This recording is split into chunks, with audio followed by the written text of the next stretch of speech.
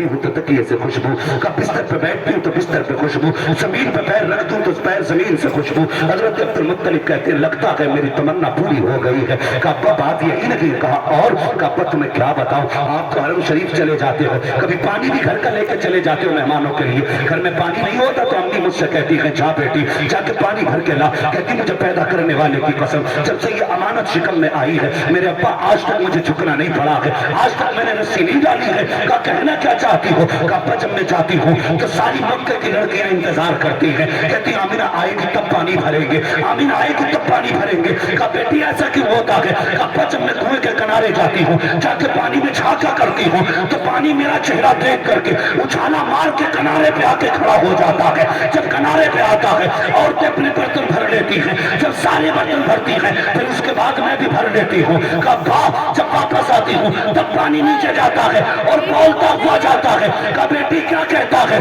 کہا جب پانی نیچے جاتا ہے تو کہا کرتا ہے اے ساقی کوثر کی ماں تجھ پر بھی سلام تیرے آنے والے بیٹے پر بھی سبحان اللہ سبحان اللہ نعرہ تکبیر نعرہ رسالت علماء اہل سنت جشن عید میلاد النبی حضرت علامہ مفتی حماد رضا صاحب قبلہ سبحان اللہ باتیں بہت ساری ہیں کہنے لگے اچھا کہنے لگا ایک بات کو کہا کیا کہنے لگے ایک دن نہ میں گھر میں ہی تھی میں نے ایک کنکر اٹھا لی کنکر سمجھتے نا پتھری کا ٹکڑا میں نے اٹھا لیا کہا بیٹی پھر کہنے لگے جب میں نے اسے اٹھایا نا تو وہ موم کی طرح پگھل گیا کب میرے ہاتھ میں موم کی طرح میں کہنے لگی اسے پتھر کو کیا ہو گیا یہ اتنا چھوٹا پتھر پگھل گیا کہنے لگی میں نے اتنا کہا پتھر کہنے لگا آمینہ صبر کر محبوب آنے دے بڑے بڑے پگھل جایا کرے سبحان اللہ آج چھوٹا پگھلا ہے محبوب آنے دے بڑے بڑے پگھل جایا کریں گے کہتی ابا جب میں پتھر پہ پیر رکھتی ہوں نا تو آج تک کوئی پتھر ہی نہیں چھپا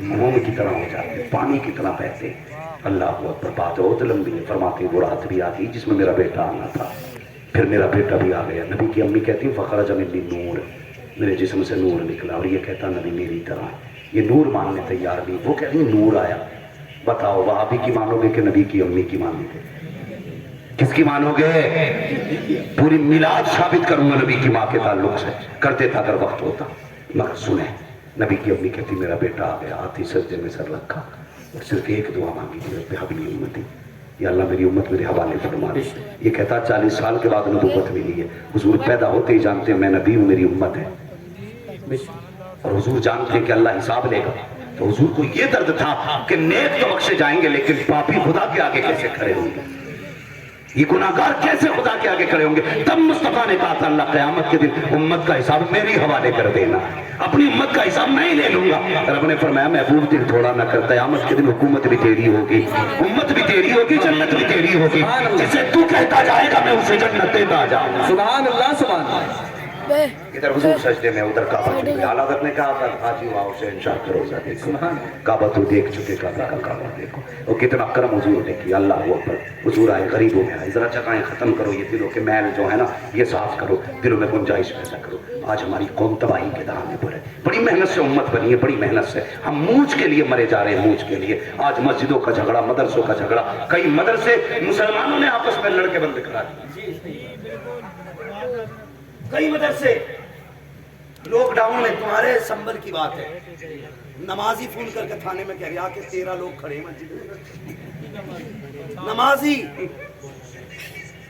وہی جو سب میں کھڑا ہے غیرت نہیں آتی حضور سے حوض کوثر ملے گا تمہیں صورت تک نصیب نہیں ہوگی اگر تم خدا کے نہیں ہو سکتے تو مصطفیٰ کے نہیں ہو سکتے یہ دشمنی ہے خدا رسول سے مسجدوں کی مخبری مدرسوں کی مخبری اگر یہ مدرسے نہ ہوتے نا تو آج چہروں پہ داڑیاں نہیں ہوتی مدرسے نہ ہوتے تو سروں پہ ٹوپیاں نہیں ہوتی آج بچوں کے کانوں میں اذان اس لیے ہو رہی ہے کیونکہ زمین پہ مدرسے قائم ہے اور ایک بات اور بتا دوں جی دعوے کے ساتھ کہہ رہا ہوں جن خانقاہوں کے پاس مدرسے نہیں ہیں وہ خانقاہ سے گمراہ ہوتی جا رہی ہے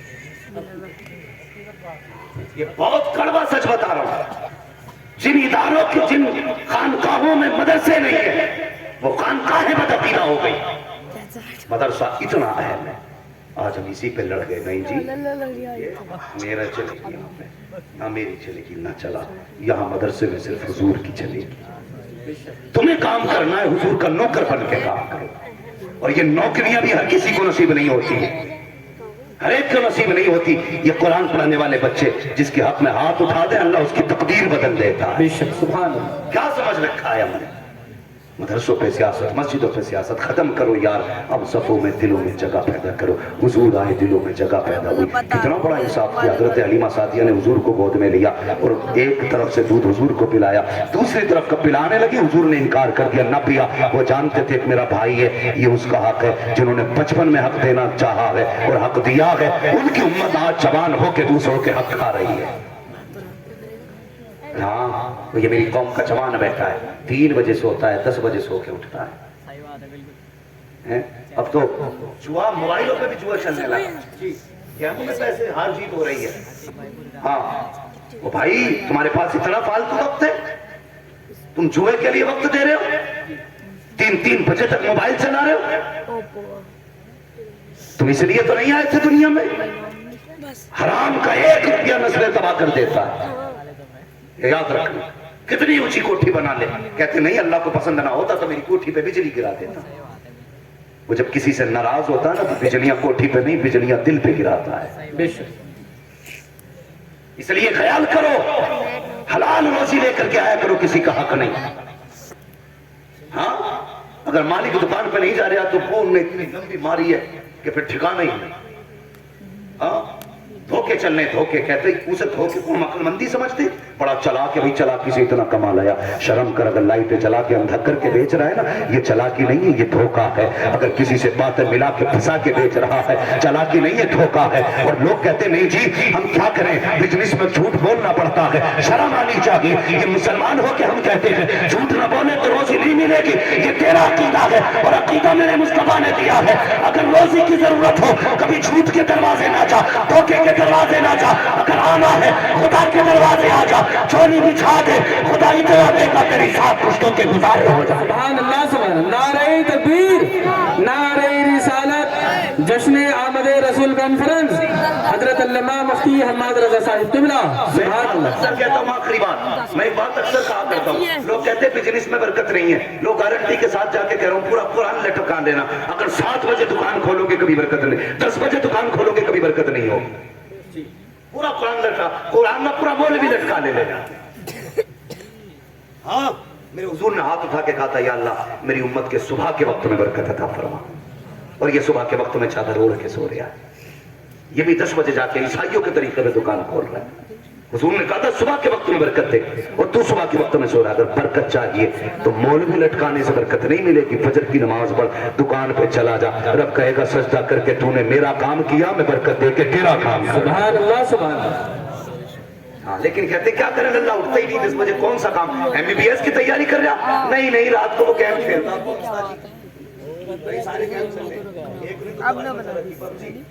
हाँ, ये चल रहा है, इसने कैयत पागल कर दी। तो 3 बजे तक खेल लिया। शर्म कर, जल्दी सो, जल्दी उठ।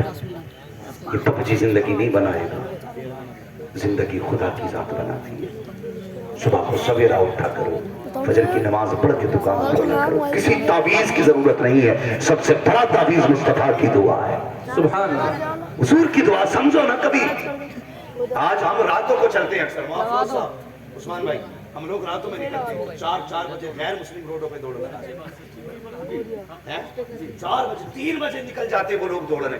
जो कौम 10 बजे उठती थी वो 3 बजे उठ रही है, जिसे 3 बजे उठना था वो 11 बजे उठ रही है जी। और अब्बा की पूछो ही मत, में आगा लल्ला को कंबल उड़ा, इमाम की खाट उल्टी करेगा। क्यों?